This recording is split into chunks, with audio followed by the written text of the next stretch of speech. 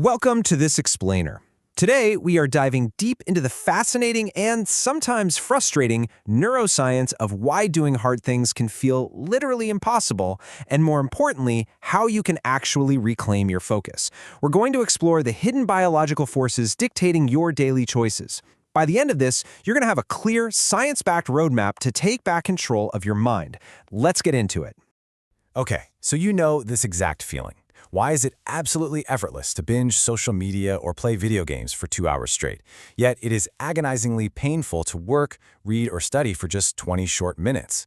We've all been there. You sit down, you promise yourself you'll do deep work for an hour, and literally 5 minutes later, you're wandering over to the fridge, somehow convincing yourself that reorganizing your snack drawer actually counts as productivity. So this brings up a pretty fundamental mystery that we need to unravel today.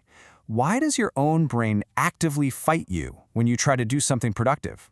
Why is it that even when you logically know that studying or exercising is going to bring you long-term success, you still instinctively choose the quick, empty hits of modern entertainment? To solve this, we have to start at the source. Section 1. The craving chemical. Most people totally misunderstand dopamine. We hear it all the time, right? People talk about needing a dopamine hit to feel good, treating it like it's just a pleasure chemical. But neuroscientists actually define dopamine as the craving or motivation chemical. It's the invisible biological engine that pushes you to seek out rewards. It doesn't primarily make you feel pleasure, it makes you want. And get this, there's a famous experiment that brilliantly illustrates this point. Scientists genetically engineered rats to completely lack dopamine. And the result? The rats lost absolutely all motivation to move. They literally starved to death even with food placed just one body length away. Now, they weren't depressed, and if food was placed directly into their mouths, they still enjoyed it. But without dopamine, they had zero drive to exert even a tiny bit of effort. Your brain's entire motivation system runs on this one chemical. Which brings us to Section 2, the pleasure-pain balance. Neuroscience reveals this incredible fact. Pleasure and pain are actually co-located in the exact same parts of your brain. Dr. Anna Lembke, who is a massive expert on addiction, points out that they function just like opposite sides of a scale. And this scale is constantly seeking a level, resting baseline, a state called homeostasis. When you experience something rewarding, your brain releases dopamine, which presses down on the pleasure side, basically acting like an accelerator. But here is where it gets super interesting. Whenever you engage in a highly rewarding behavior, your brain compensates. It sends what Dr. Lembke calls neuroadaptation gremlins to jump onto the pain side of the scale to level things back out. But they don't just hop off right away. They hang around, tipping you into a deficit. And that right there is what causes withdrawal symptoms: anxiety, irritability, insomnia, and just an intense, nagging craving for more of whatever gave you that initial hit. And this sets up a massive issue for us today. Let's look at Section 3, the modern dopamine trap. Think about it using a monkey brain analogy. Evolutionarily, our ancestors had to work incredibly hard for natural rewards.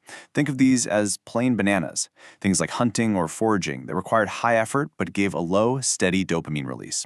Fast forward to today, and we are absolutely surrounded by synthetic, zero-effort candy bananas. We're talking scrolling through perfectly tuned algorithms, eating hyper-palatable junk food, or gaming. These give us a massive instant dopamine spike for literally zero effort. So the crucial takeaway here is that our ancient evolutionary wiring is now totally mismatched with our modern environment. Back in nature, anxiety and stress were vital. They triggered adrenaline for a fight or flight response to predators.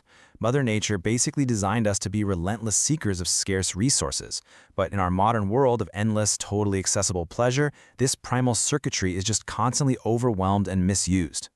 By continuously flooding our brains with these easy candy bananas, we force our brains to adapt. To survive the flood, your brain literally downregulates its dopamine receptors. Those pain gremlins set up a permanent camp on the scale, and you get trapped in a chronic dopamine deficit state.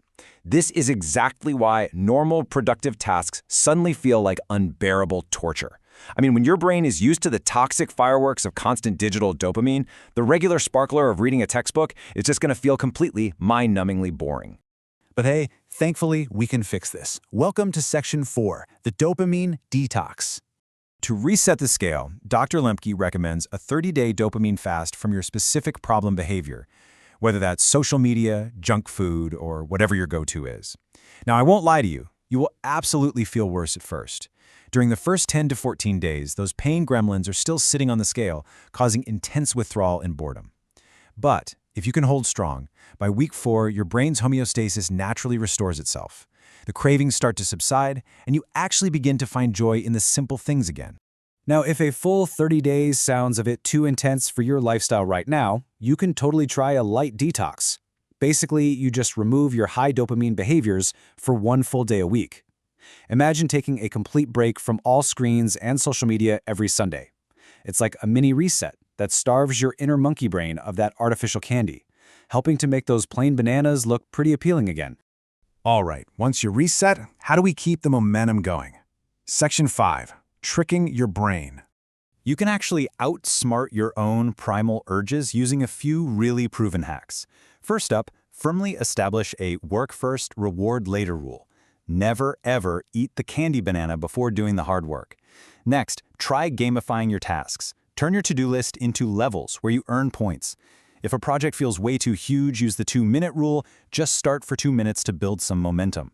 Give yourself instant mini rewards for hitting small milestones, and grab a monkey squad of friends to hold you accountable. And this is where it gets really cool. Science shows us this incredible backdoor to motivation. If you intentionally press down on the pain side of the balance by doing hard things, we're talking vigorous exercise, intermittent fasting, or cold water exposure, those neuroadaptation gremlins will actually hop over to the pleasure side to balance you out. It gives you a lasting, healthy dopamine release without the destructive crash. You literally get your dopamine indirectly just by paying for it up front. Ultimately, though, making a lasting change requires a real mental shift. Dr. Lemke puts it beautifully. By giving language to our experience, we gain awareness of our conceptual models of the world. What she means is, you have to consciously shift your personal narrative away from being a victim. If you tell yourself, oh, I'm just lazy, your monkey brain is going to act lazy. But if you take ownership of your behaviors and actively choose the identity of a disciplined person, your actions will naturally start to follow that new belief. Which leaves us with one final vital question to ask yourself as we wrap up this explainer today. What candy banana are you willing to give up right now to get your life back? Remember, you don't need to kill your dopamine. You just need to retrain your brain to actually crave doing the hard things. So, what's your first move going to be?